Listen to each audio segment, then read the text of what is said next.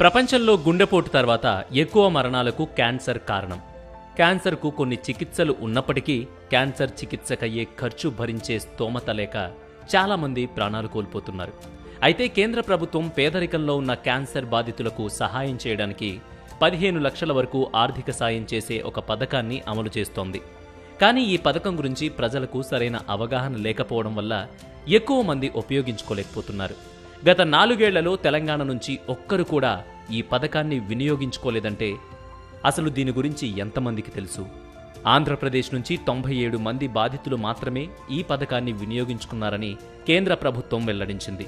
ఆర్థిక పరిస్థితుల వల్ల క్యాన్సర్ చికిత్స చేయించుకోలేని వారికి ఆర్థిక సాయం అందించాలనే ఉద్దేశంతో కేంద్ర ప్రభుత్వం 2009లో health ministers cancer patient fund అనే పథకాన్ని ప్రవేశపెట్టింది. కేంద్ర ప్రభుత్వ ఆరోగ్య, కుటుంబ సంక్షేమ మంత్రిత్వ శాఖ పర్యవేక్షణలో ఈ పథకం అమలు చేస్తున్నారు.